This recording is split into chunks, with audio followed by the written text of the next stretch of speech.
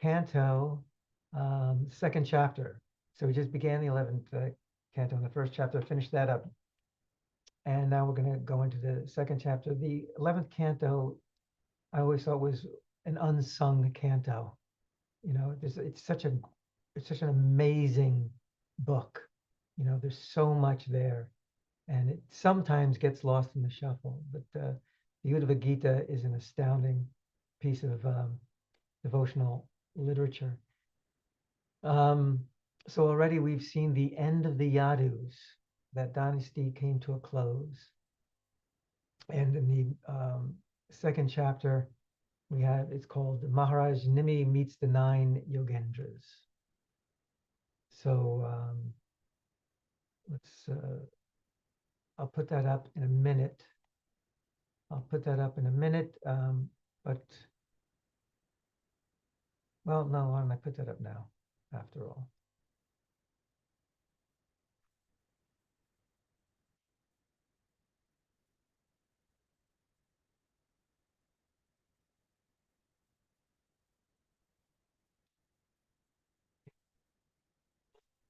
Bhagavate Vasudevaya. Om Namo Bhagavate Vasudevaya.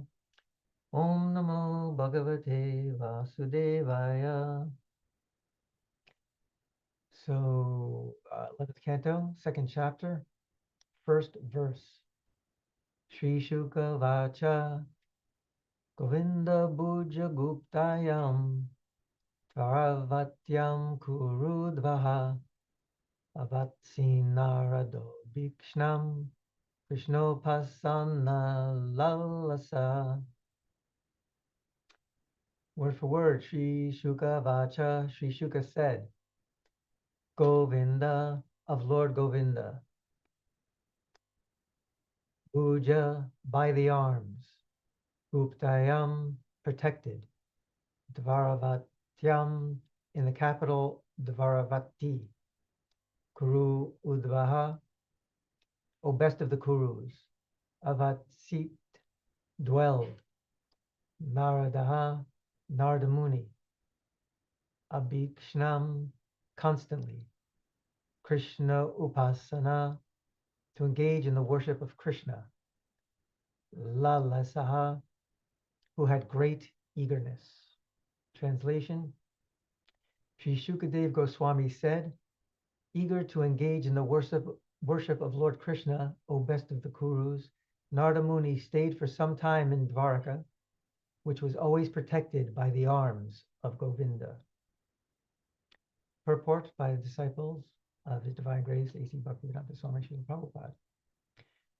In the second chapter of this canto, Bhagavad Dharma, or pure devotional service to Krishna, is explained by Narada Muni to Vasudeva, who had inquired with devotion. Narada Muni cites a conversation between King Nimi and the Jayantayas. According to Jiva Goswami, the word Abhikshnam indicates that although Narada Muni was frequently sent by Lord Krishna here and there for various pastimes, such as inquiring about the affairs of the world, Narada continuously returned to reside in Dvaraka. The word Krishnopasana Lalasa indicates that Narada was very eager to be near Krishna and worship him. Because of the curse of Daksha, Narada is never allowed to live continuously in one place. Sridhar Swami, however, has pointed out, Natasyam Shapade Prabhavaha. In Dwarka, there is no influence of curses or other such evils, because Dwarka is the abode of the Supreme Personality of Godhead and is always protected by his arms, as shown by the word Govinda Bhuja Guptayam. The conditioned souls are struggling within the kingdom of Maya against the cruel laws of material nature, such as birth, death, old age, and disease. But if such conditioned souls have the good fortune to enter the city of the Supreme Personality of Godhead, whether Dwarka, Mathura, or Vrindavan, and live there under the direct protection of the omnipotent arms of the Supreme Lord, Krishna, they will experience the unlimited transcendental bliss of real life, which is eternal and which is meant to be lived in the personal company of God.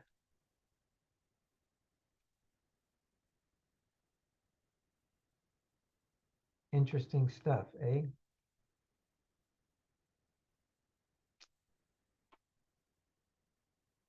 Om Jnana Timirandasya Dhananjana Shalakaya Chakshur Unmilitam Yena Tasmai Shri Gurave Namaha. Nama Om Vishnu Padaya Krishna Prestaya Bhutale Srimate Bhaktivedanta Swami Nityanam. Namaste Saraswati Devi Gauravani Pacharni Nirvishesha Shunyavadi Paschatya Deshatani Vanchakalpatarubhyascha Kripasindubhya Evacha Patitanam Pavanebhyo Vaishnavebhyo Namo Namo. Jai Shri Krishna Chaitanya Prabhu Nityananda Shri Advaita Gadadhar Shivasari Gauda Bhaktivinoda. Hare Krishna Krishna Krishna Hare Hare Hare Rama Rama Rama Hare.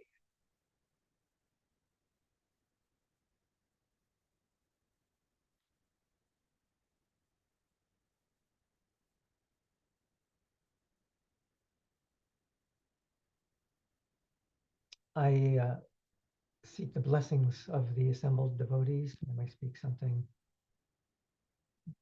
worthwhile. Of course, particularly Adi Purusha, who's trying to duck out of his camera there for a second.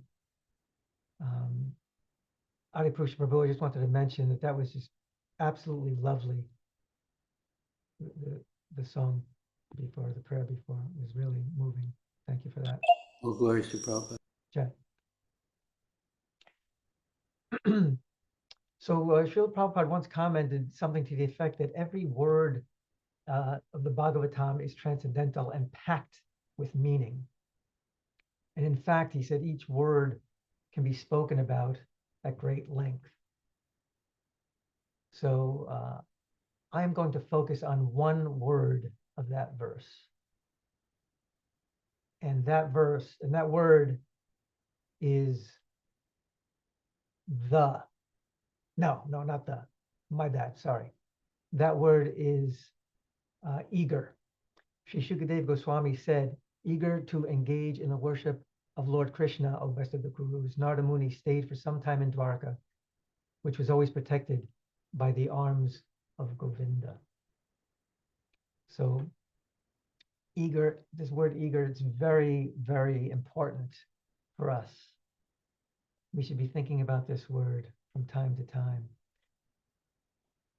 Eagerness is actually our passageway into the glories of Sri Krishna. So it's important for us to be eager. Rupa Goswami talked about the three pillars being patience, determination, and enthusiasm. We need to be patient, we need to be determined in our practice, and we need to be enthusiastic. And it's sometimes easy to lose our enthusiasm. But our enthusiasm, that's our eagerness, right? Eagerness is essential, because that for which we are eager reveals the truth of what we desire, right? Our eagerness reveals the truth of what we desire. And it's all about what we desire in our hearts. We're paving the road to our next lives by what is closest to our heart, by what we are eager for now, we will get in accordance with our guna and karma, of course. And this is illustrated in the Bhagavad Gita, in the 8th chapter, 6th verse, where Krishna just very blatantly says, whatever state one remembers when he quits his body, O son of Kunti, that state he will attain without fail. So what are we going to remember at the time of death? There's so many things going on. Well, we're going to remember the things that are important to us. And how can we determine really what's important to us? Sometimes, we talk about Krishna knows our heart better than we do, and it's true. Sometimes we can't really identify what it is that's most important to us. Well, one way we can one indicator of that, we can find something that points the way to that is, well, what am I eager about? What do I find myself really getting excited about? And when I look at that, where my own eagerness is, to tell you the truth, I get a little depressed. I wrote up a short list of the things for which I am mostly eager.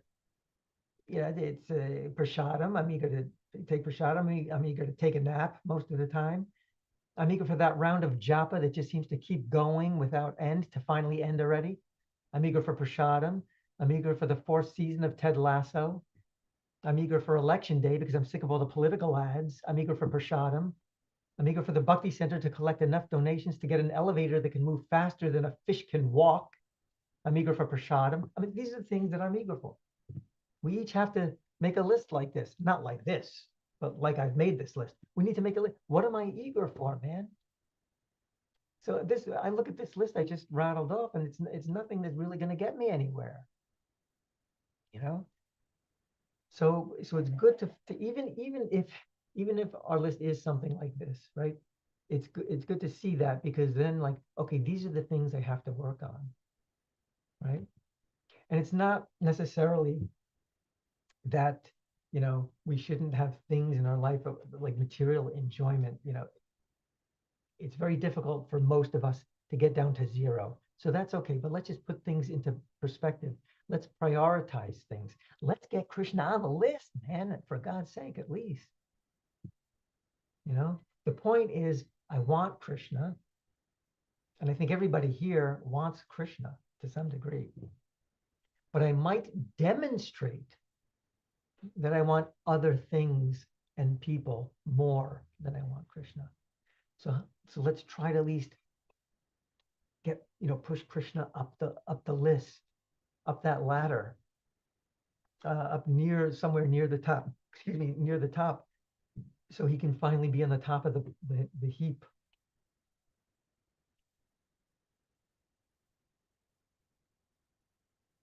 We can, eagerness is a little bit like faith. We think about how to attain faith, how to become eager. You can get eagerness from people who have it. You can get faith from people who have it. Are we spending time with people who are eager for Krishna? So many of you are here. I'm not here at this Bhagavatam class very often. I've been doing it more so recently. It's wonderful. So all of you are associating, at least in the morning here, once a day, with people who really want Krishna. So this is really to our benefit. How can we expand it beyond Bhagavatam class? We can hang with people who have it. We can also, of course, read Prabhupada's books every day. There's so much inspiration to be gotten there. And from our practice, taking advantage of months like Kartika. Here we are in the middle of Kartika. What am I doing? Am I doing anything extra? Am I trying to push myself a little bit? Am I trying to challenge myself to bring that eagerness upon me? I want to look at this this last phrase of the purport one more time here.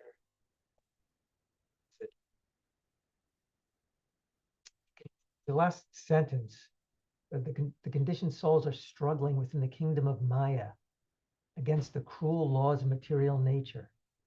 Anybody here relate to that?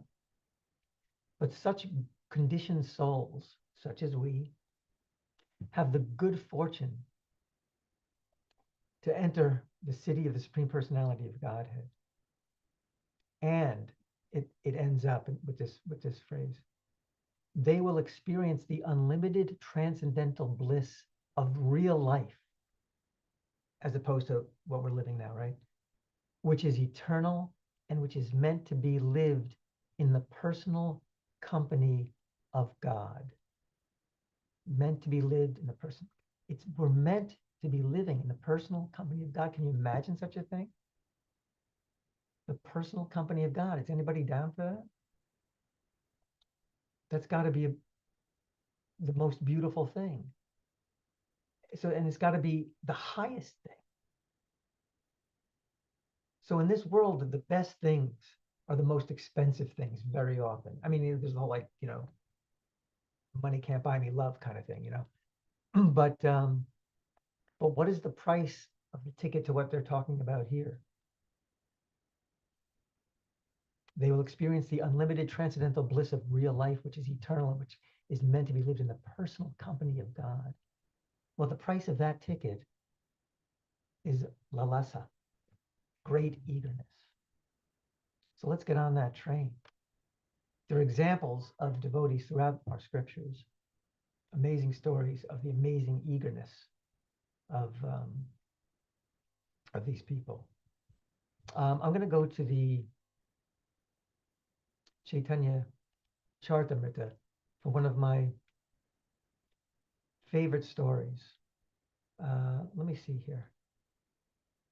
Yeah, I'm going to actually share again. We can look at this. It's so awesome. Yeah. Yes, this is Antya Leela. I'm going to read, it's the 14th chapter. I'm going to read just the English translations of the 22nd verse through the 30th, and I'll read I think there's one purport, and it's short, so I'm going to read everything there. Sri Chaitanya Mahaprabhu performed his customary daily duties, and at the usual time, he went to see Lord Jagannath in the temple. So far, just another day in paradise. As he viewed Lord Jagannath from behind the Garuda column, hundreds and thousands of people in front of him were seeing the deity. Sounds good. Suddenly, a woman from Orissa, unable to see Lord Jagannath because of the crowd, climbed the column of Garuda, placing her foot on Sri Chaitanya Mahaprabhu's shoulder. That's a little bit out of the ordinary, wouldn't you say? When he saw this, Chaitanya Mahaprabhu's personal servant Govinda hastily got her down from her position. Sri Chaitanya Mahaprabhu, however, chastised him for this. Purport by Prabhupada. Because Garuda is the carrier of Lord Vishnu, he is the supreme Vaishnava. Therefore, to touch his body with one's feet or to climb the column of Garuda is certainly a Vaishnava aparad, an offense to a Vaishnava. The woman was also offensive to Krishna by putting her foot on the shoulder of Sri Chaitanya Mahaprabhu. Seeing all these offenses, Govinda very hastily made her get down. Makes sense, doesn't it? Sri Chaitanya Mahaprabhu said to Govinda, "O Adivyasa, uncivilized man, do not forbid this woman to climb the Garuda Stamba. Let her see Lord Jagannath to her satisfaction." Purport by Prabhupada. For another explanation, okay. If another explanation of Adivyasa, you can go to chapter 10, verse 116. We're not going to do that right now. When the woman came to her senses, however, she quickly climbed back down to the ground and seeing Sri Chaitanya Mahaprabhu, immediately begged at his lotus feet for forgiveness. Seeing the woman's eagerness, seeing the woman's eagerness, seeing the woman's eagerness, Sri Chaitanya Mahaprabhu said, "Lord Jagannath has not bestowed so much eagerness upon me." The woman was so eager to see Lord Jagannath that she forgot she was offending the feet of a Vaishnava by climbing the column of Garuda. She also neglected to consider that by putting her foot on the shoulder of Sri Chaitanya Mahaprabhu, she offended the Supreme Personality of Godhead. These are both grievous offenses that displease the Supreme Lord and Vaishnavas. She was so eager to see Lord Jagannath, however, that she committed all these offenses obliviously. Sri Chaitanya Mahaprabhu praised her eagerness. He regretted that Lord Jagannath had not bestowed such great eagerness upon him. She has not fully absorbed her body, mind, and life. She has fully absorbed her body, mind, and life in Lord Jagannath. Therefore, she was unaware that she was putting her foot on my shoulder, says Lord Chaitanya. He continues, "Alas, how fortunate this woman is. I pray at her feet that she favor me with her great eagerness to see Lord Jagannath. Unbelievable, is it not? She put, you go to Govardhan Hill and they say you can't walk on Govardhan Hill. She climbed on the Garuda column. She climbed on the body of God. She climbed on his body, and he was like, this is cool. Do not chastise her for this. And it illustrates the internal integrity of our scriptures.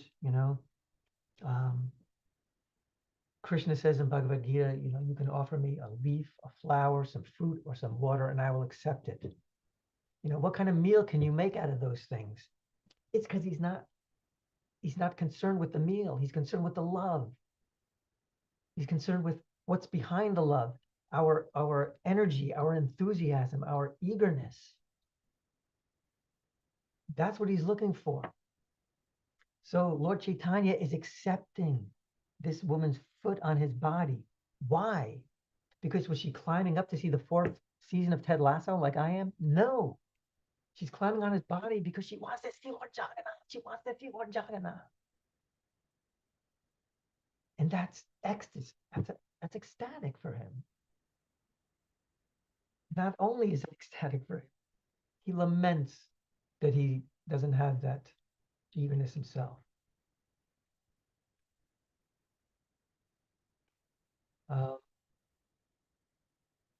Yeah, incredible story. I love it. So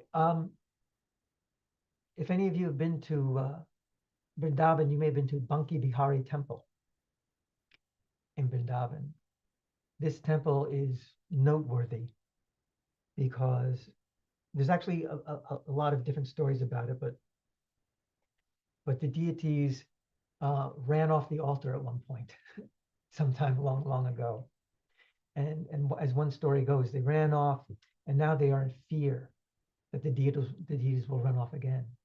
So all the devotees gather around the altar, and they open the curtains very quickly, a matter of seconds, less than a minute. They close the curtains again, and the devotees are like climbing on top of each other again, because it's like they got to see the deities before they close the curtains. So the curtains open, the deities there. Boom.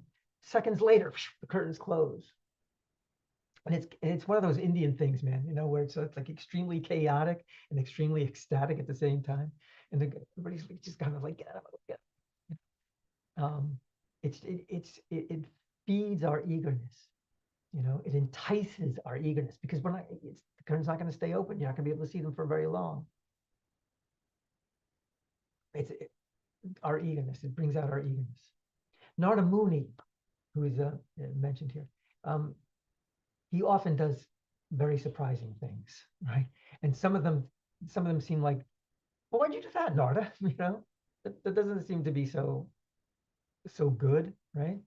For example, he tells Kamsa that the voice said her eighth child is going to kill you, but it could really be any one of them. Who knows? Like, why is Narada Muni doing that? Like, you better take care of the situation, Kamsa. Why? Because Narada Muni was, this is what Prabhupada writes in Krishna book. Narada was very eager to accelerate the descent of Lord Krishna as soon as possible. So he knows it's all Leela, right? And he's so eager for Krishna's descent. He wants to see Krishna so badly that he's just like, Kamsa, come on, do bad things so Krishna will come earlier. That's eagerness. That's the kind of eagerness that is relished by Krishna, that is relished by Narada Muni, he who is the eager one, and who is relished by us as we read about these extraordinary things. It's, as mentioned, it's Kartik, right?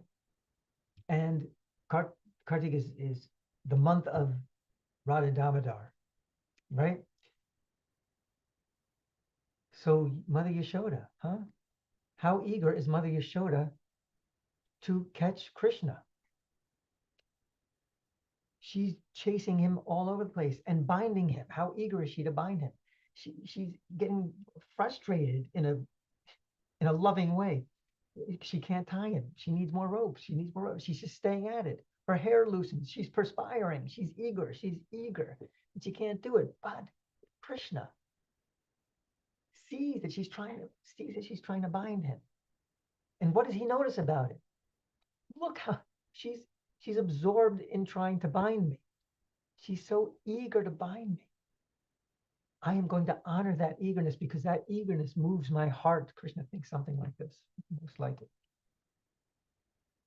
And he allows her to bind him because of her. We say it's her love that binds him. Yes.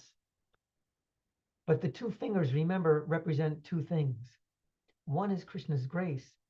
The other, you could say, is our eagerness. We say it's our endeavor. Yeah, our endeavor, because our eagerness, again, illustrates or demonstrates our love.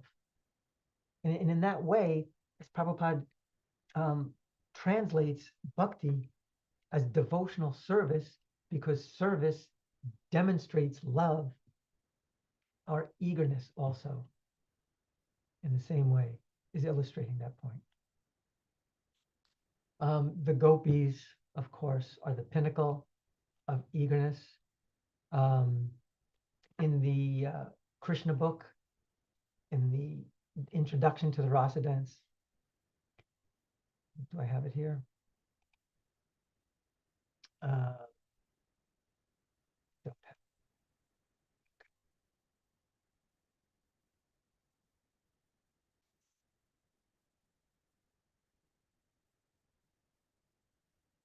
quick, semi-quick. Me,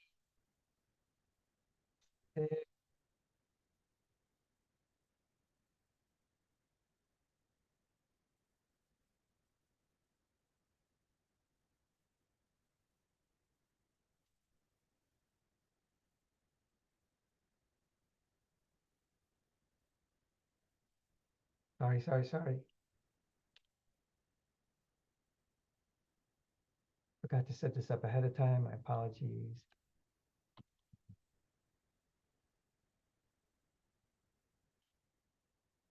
Okay, got it.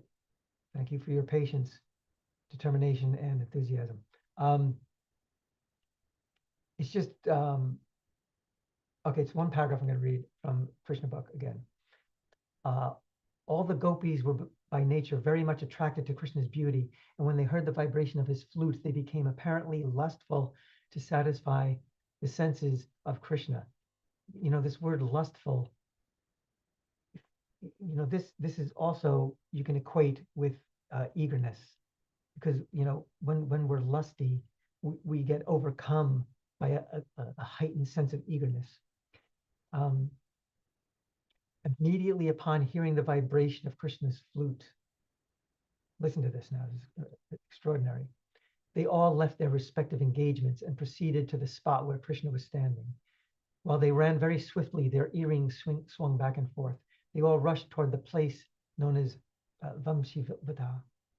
Some of them were engaging in milking. Some of them were engaged in milking cows, but they left their milking business half finished and immediately went to Krishna. One of them had just collected milk and put it in a milk pan on the stove to boil, but she did not care whether the milk overboiled and spilled. She immediately left to go see Krishna.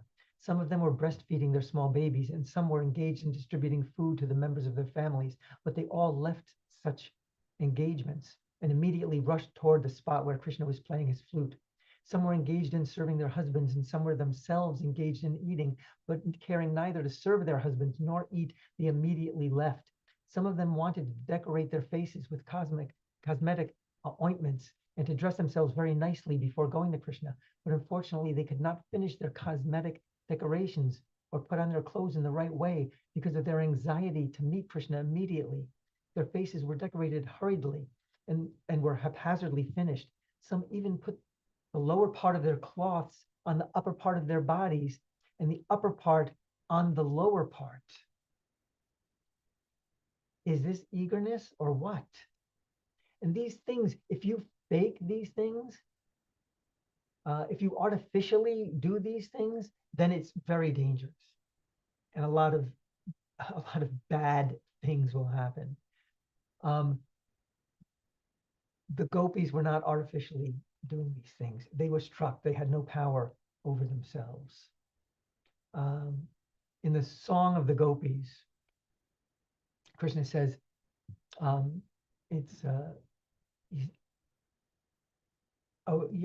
Song of the Gopis is also, I don't have time for it. I won't go into it now. But read, I encourage you to read the Song of the Gopis again. It's a very short chapter. But in 10:32:20, Krishna says, the reason I do not immediately reciprocate the affection of living beings, even when they worship me, O gopis, is that I want to intensify their loving devotion. They then become like a poor man who has gained some wealth and then lost it, and who thus becomes so anxious about it that he can think of nothing else.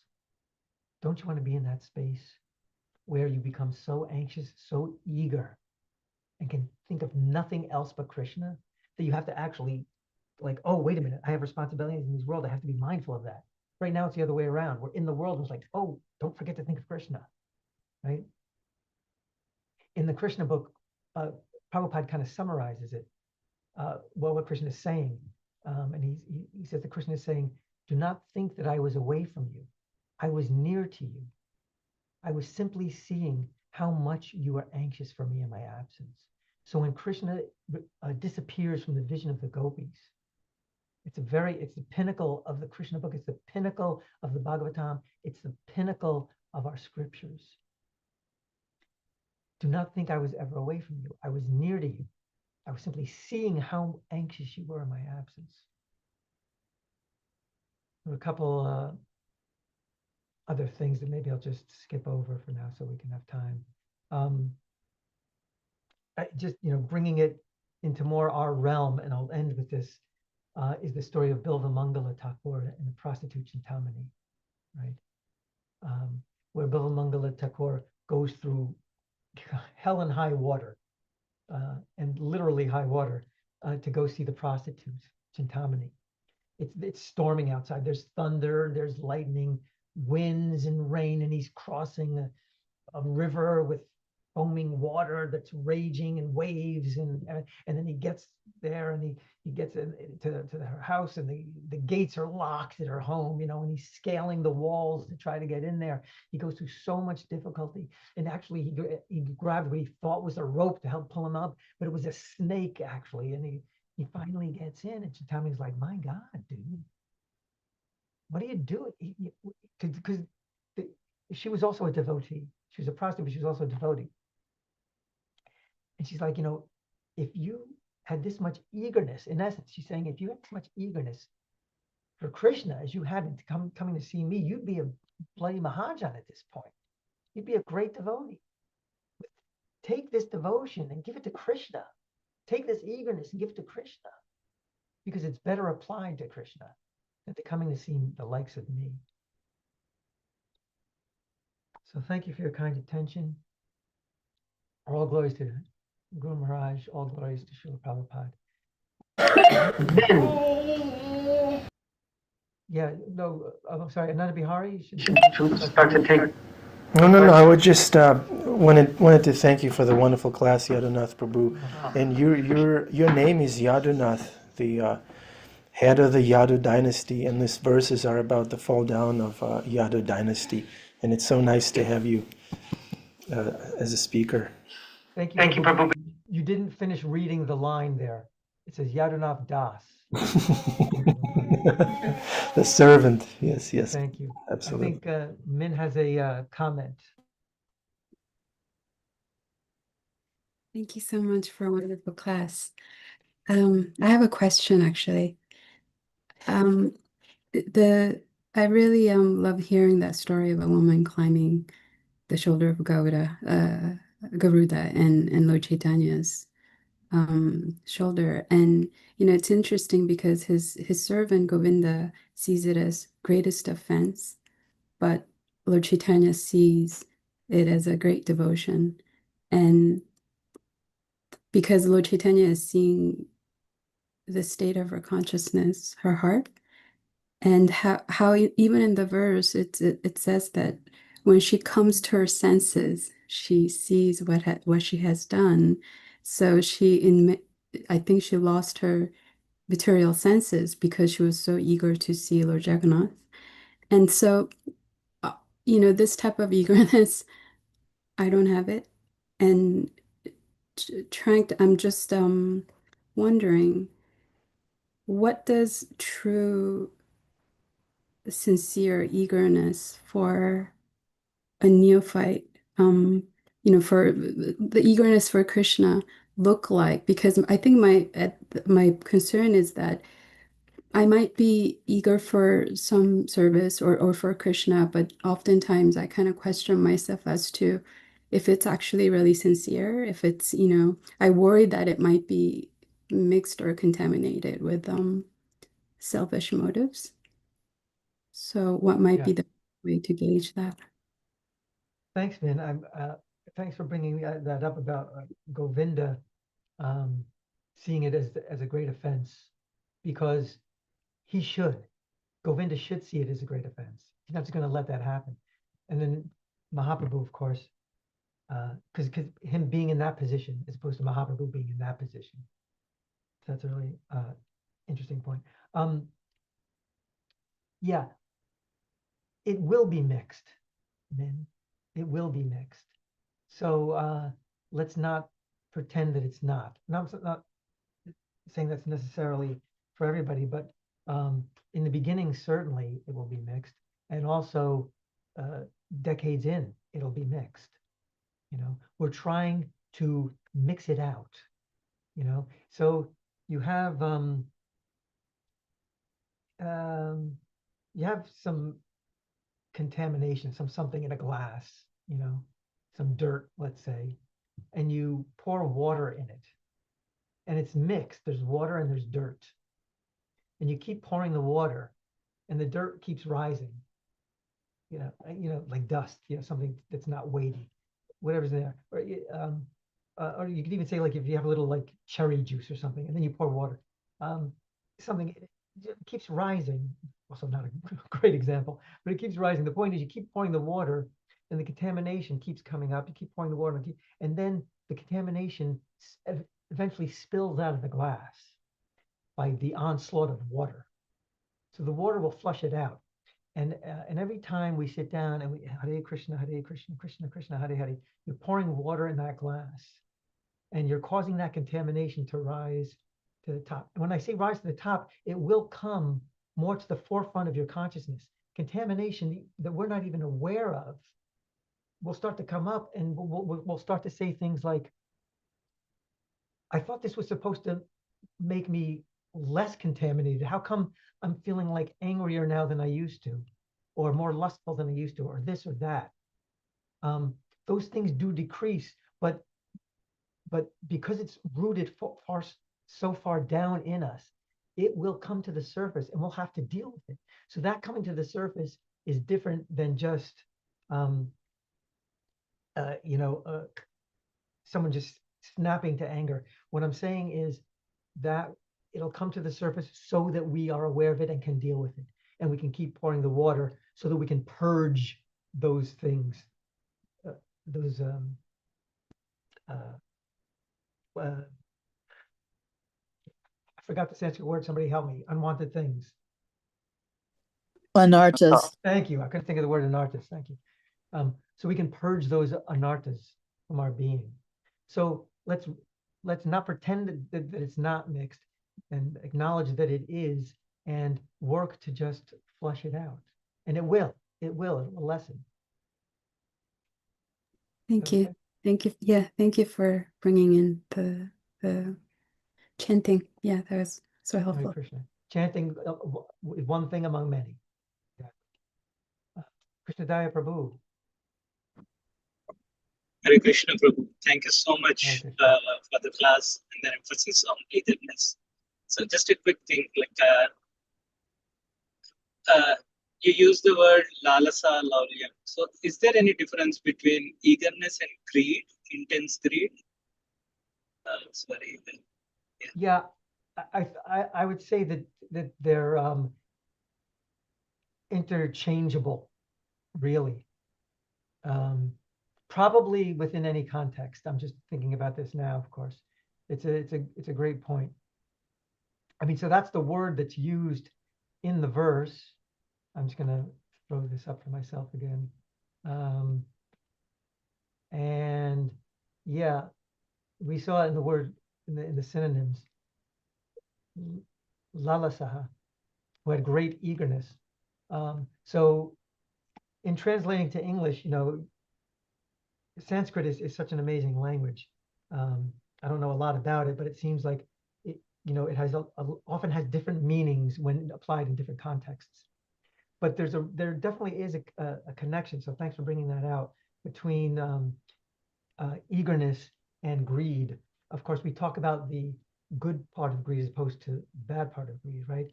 If you're greedy for Krishna, that's a good thing. You're eager, you're greedy, you're eager, you want it very badly, in other words. Eagerness and greed both mean you want it very badly. So we do want to be greedy for Krishna. We want to be eager for Krishna. We want to be greedy and eager to serve Krishna and Krishna's devotees. So thanks for bringing that up. Thank you. Thank you. Hare Krishna. I haven't seen the chats. Okay. Oh no, I increased Janitai's eagerness for prasadam. Thanks, Janitai Prabhu. Gail. Wonderful Gail. Hi, Krishna Prabhu. All There are right, a couple guys. of things. One is, I'm going to be like a broken record here, but your wit never fails to astound me. And your ability to make Shastra so relatable in terms of your language is like, it's ever fresh. Let's put it like that. But just one thing about greed that my understanding is that, it can be interchangeable with eagerness, but there's also like a more technical application where it would apply only to those devotees who are aspiring for that Braja Bhakti, I mean, like let's say you're aspiring for that Vaikuntha Prem, you can express your eagerness in the devotional practices there also, but the word greed can have that technical application where it would apply only to the mood of those of us who are in the Raganuga path, trying to get that's my understanding. So, so depending upon the context in which you use the word, it can have those two things. Thanks for that clarification. Yeah, within our context, as you said, it's, Prabhupada, Lord Chaitanya is giving us the highest. So within that context, but thank you for clarifying that. I'll contact you separately to hear about, because since I'm a TV addict, I'll contact you separately to hear something about that Ted Lasso show. I've never heard of it. Better off. Okay. Thank you, dear devotees. Hare Krishna.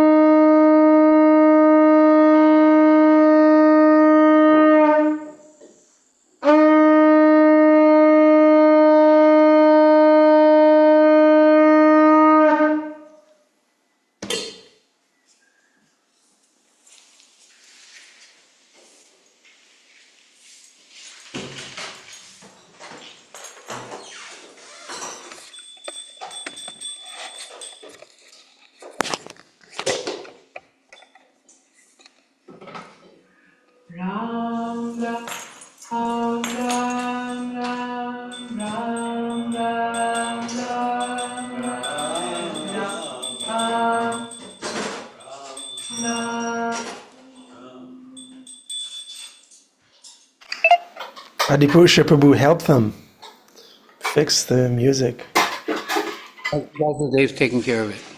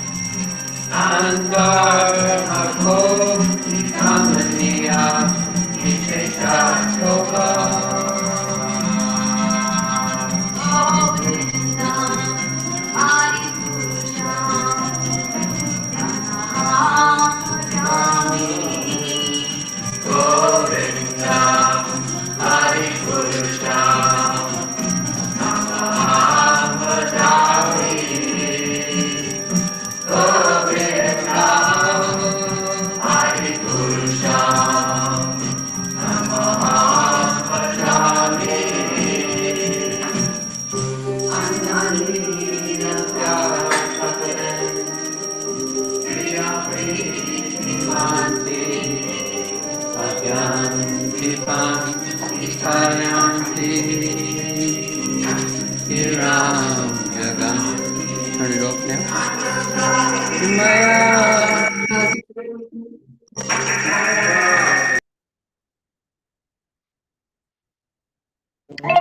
Bhakti Center, please unmute.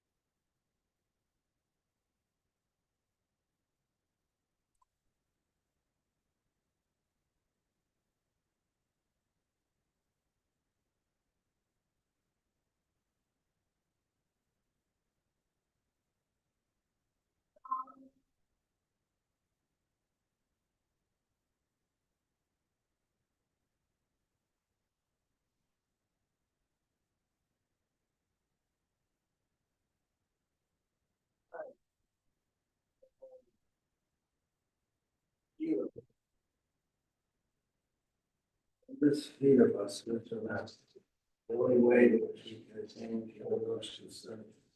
I vow to those feet to take on and His grace on it towards the ocean of suffering and pain of suffering. I only wish to have my consciousness purified and its emanating from the Lord. Attachment to those feet is perfection of the all desires. He opens my heart and I was revealed my heart. You did not want the heart. Static prayer emanates. Our spiritual master, ocean mercy, burning and who are the holy master. O master, immerse us, give us the shade of those feet. Your famous travel over the world. Like Joshua, those feet, upon the cloud, feet and night. Hare Krishna, nice class. My personal takeaway is that we may be mixed in our devotion. We may have all kinds of motives, but we should be eager to hear about Krishna and eager to serve and associate with the devotees. There are no disqualifications when it comes to devotional service. And it's always uplifting, and the process works. Would anyone like to speak? Adipusha Prabhu? Well, we're praying to Srila Prabhupada, ask him what he would like to say.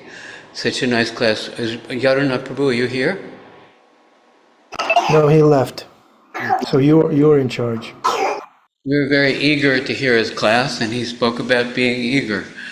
And in the realm of devotional service, he pointed out very nicely, and you even mentioned just now, that there's a spectrum of quality of what we're eager for. You know, even in devotional service, we might be eager, like Kubja, to enjoy Krishna, or, and that's Krishna conscious, and it's perfect. Even if you're afraid of Krishna or hateful of Krishna, like Kamsa, there's purification there. But ultimately, the gopis are indicating, and Srila Prabhupada is indicating, that we can actually be eager to please Krishna, right? Not just enjoy Krishna, but be eager to please Krishna.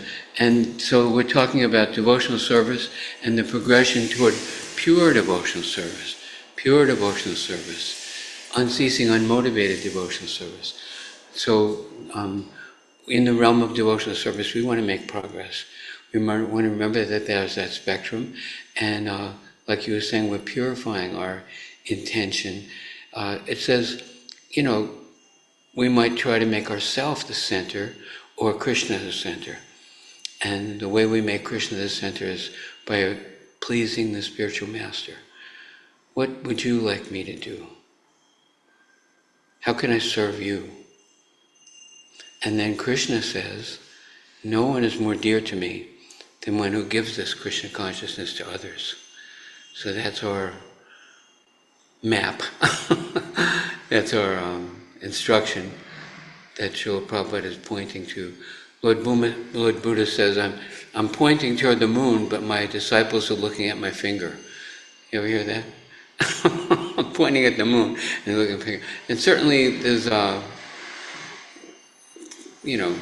turning in the right direction, but we want to go to the platform of,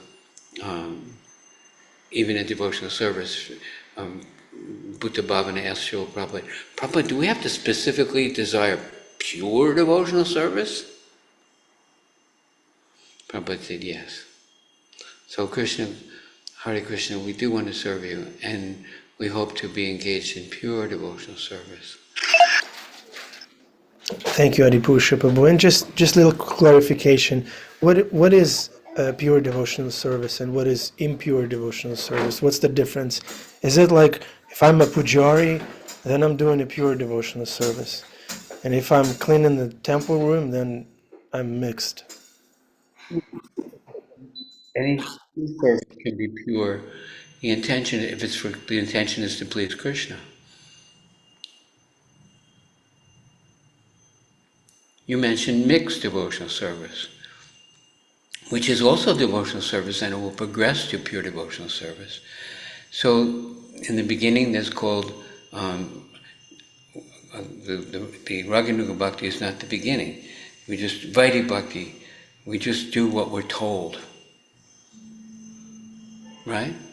And then gradually we're doing it because we've been asked to. We're taking the shelter. That was one word. I thought he was going to, so he said we're going to talk about one word.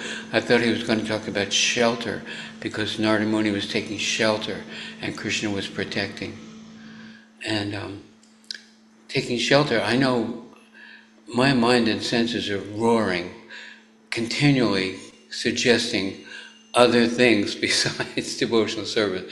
So we follow the regulation. This is the time for class. This is the time for chanting. This is the amount of chanting. This is the, time for singing. We were following a schedule given by the spiritual master, and it's only done out of obedience. But then gradually there's purification there, and we'll actually want to please Krishna. It's very, very natural.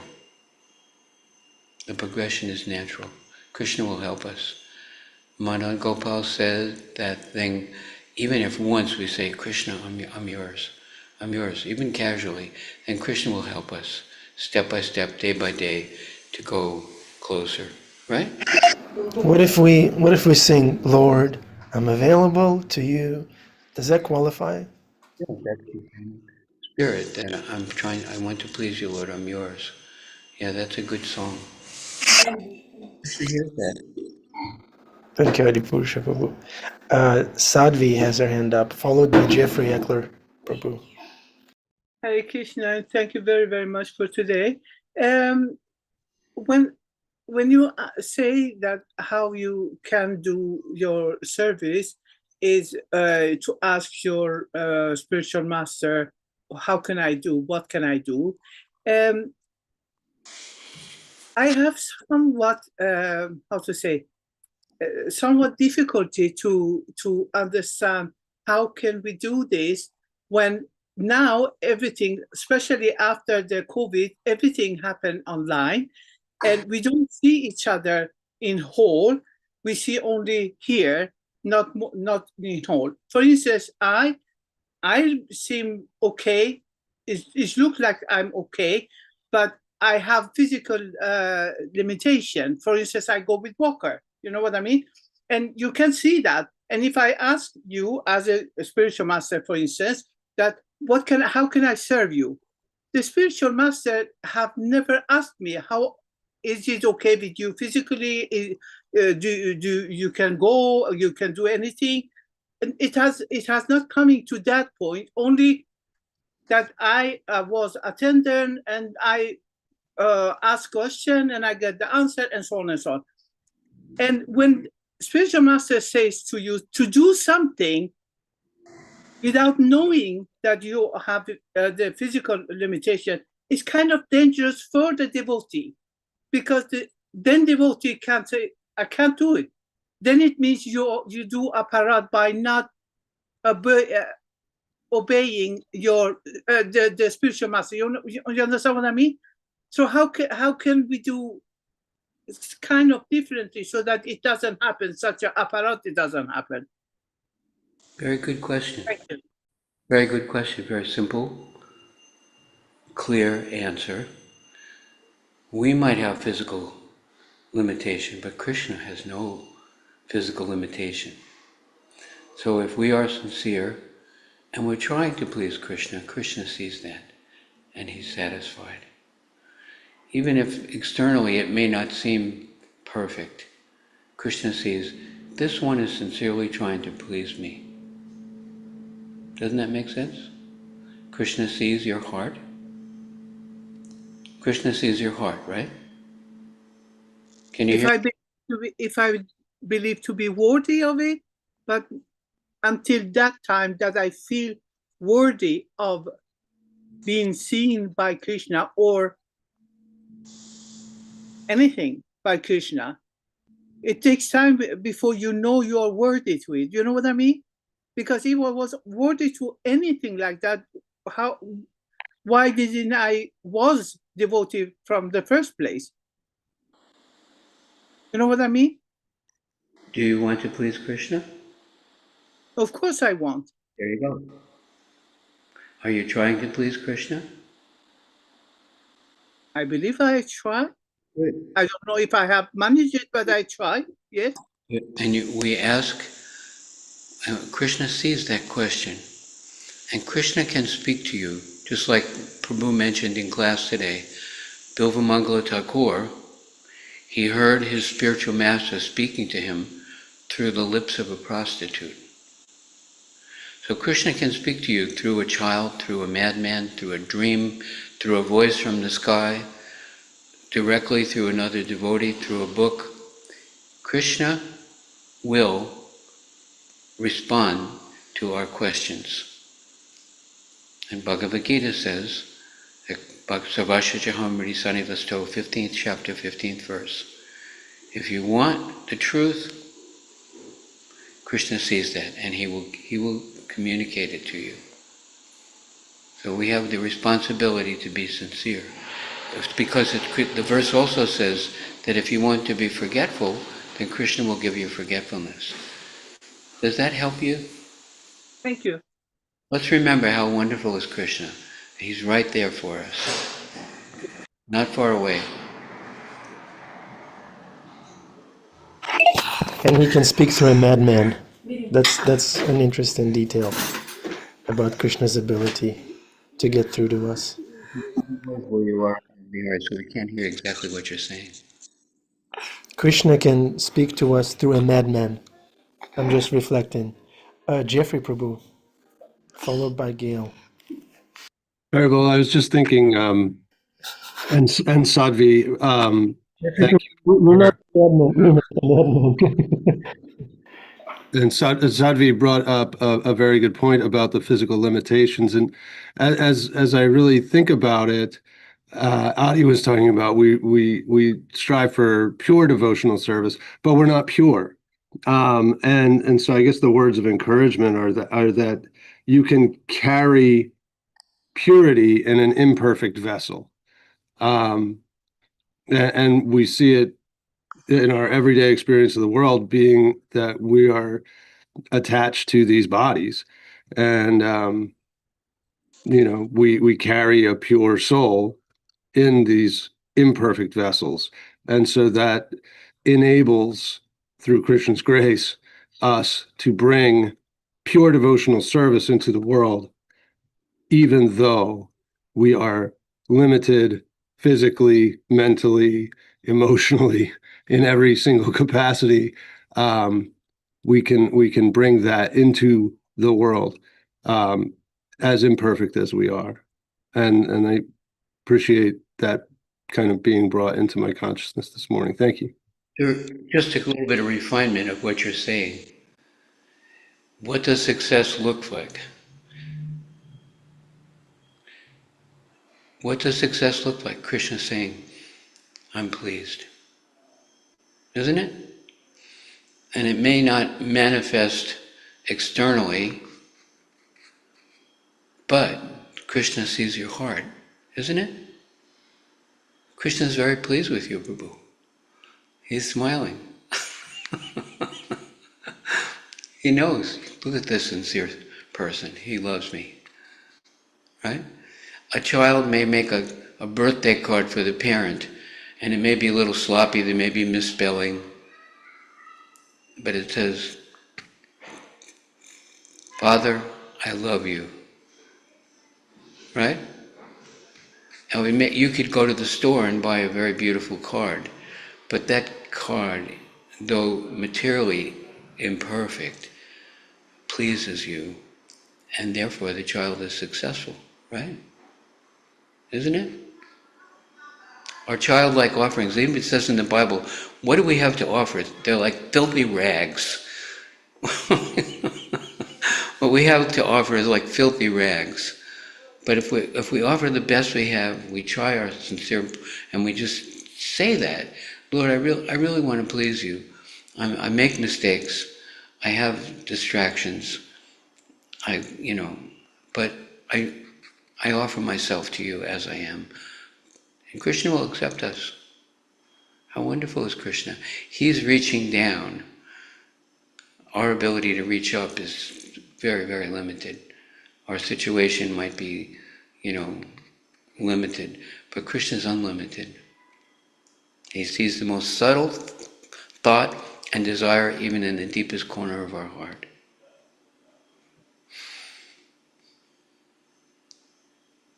There's no impediment. What does it say? There's another thing in the Bible. What can separate you from the love of Christ? Oceans, mountains, time, right? Prabhupada said, I'm never separated from my spiritual master, even though his spiritual master left the planet decades before.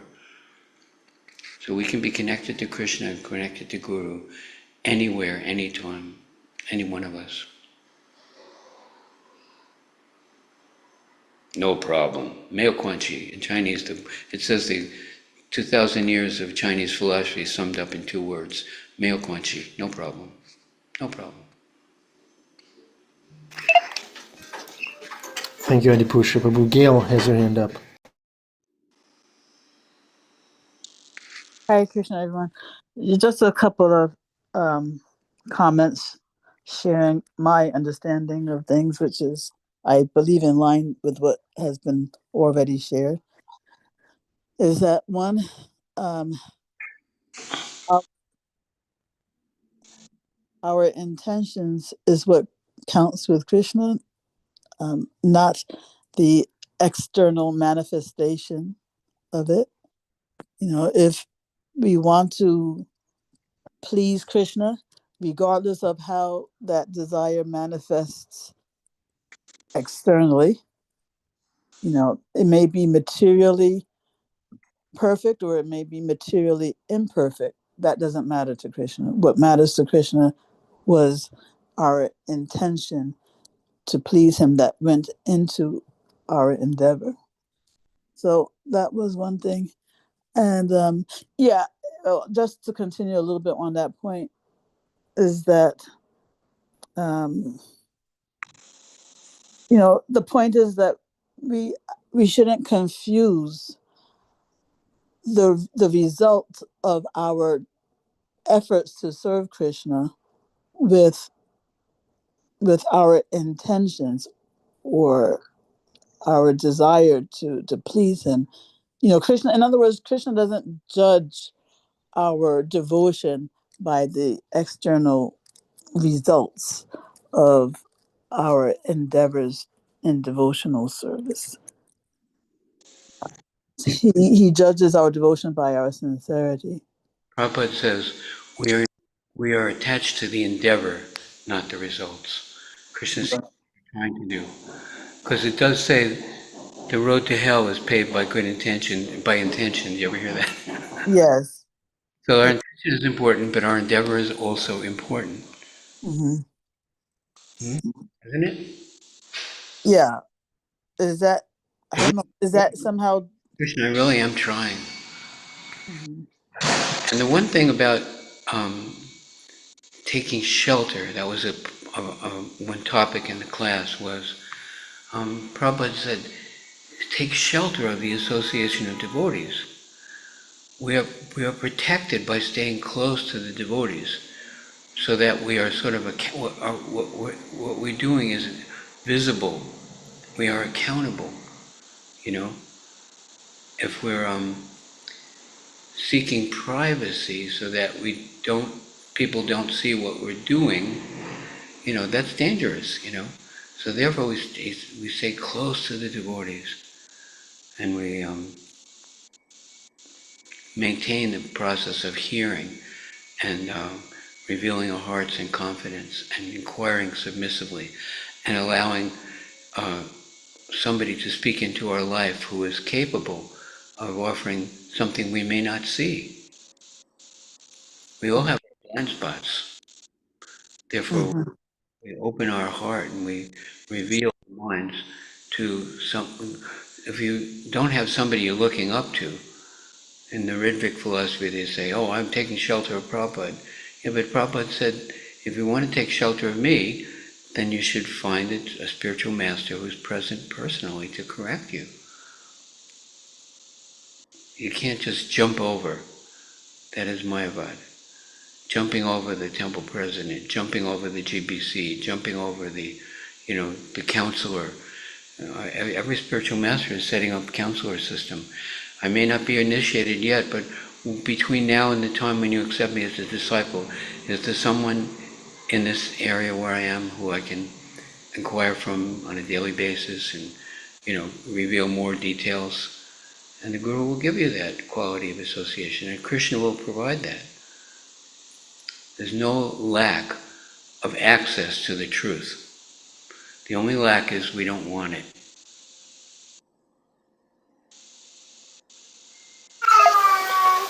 Thank you, Adipurusha Prabhu. Srila Prabhupada, can you hear me okay? Yes. Srila Prabhupada had that quality where he didn't have this private life and outward life. All he had was seen by the devotees and witnessed by the devotees, and there wasn't a private side that he was kind of secretly doing. You know, this is my job, this is my friend circle, this is this and that, and this is my real little private paradise. Srila Prabhupada did not have that.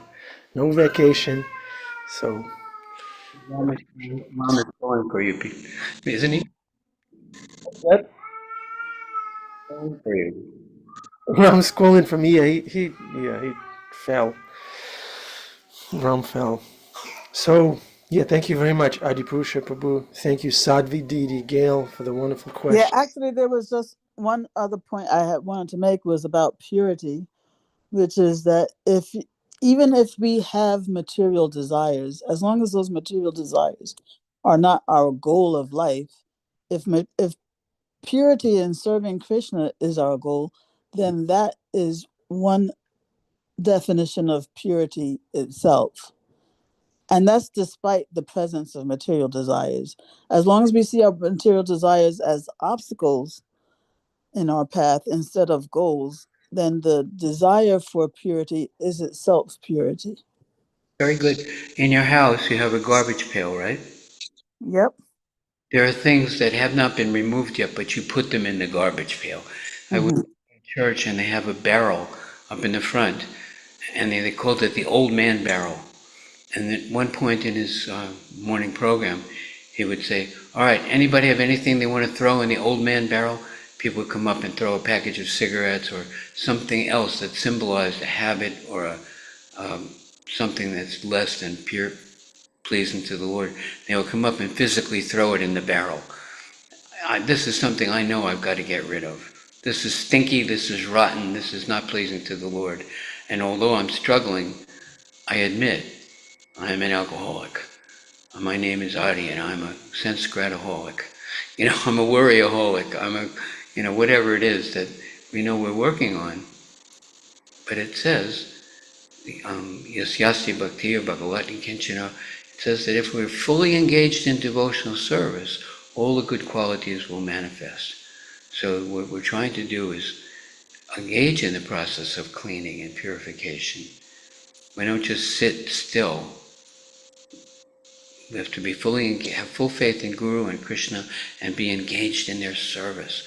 What are we doing to help our spiritual master push on Lord Chaitanya's mission? There's always something we can do, some small thing. And if we do our humble best, Krishna's pleased. Thank you, Adipurusha Prabhu, for always speaking from the highest platform of pure devotional service and full, complete surrender. Ahotuki Apratiyata platform. Thank you very much. Okay, Gaura Bhaktavrinda Prabhu, please unmute yourself and recite the Maha Mantra, please, to complete the offering. Hare Krishna, Krishna Krishna, Hare Hare, Hare Rama, Rama Rama, Hare Hare. Thank you very much. Yeah, this month of Kartik is a great opportunity to put the unwanted habits in the old man's barrel. It's a great opportunity. Let's all keep our vows going for the pleasure of Krishna and Prabhupada. And let's throw ourselves in the association of the devotees and thus be saved from our own uncontrolled mind. Hare Krishna. Jai Jagannath.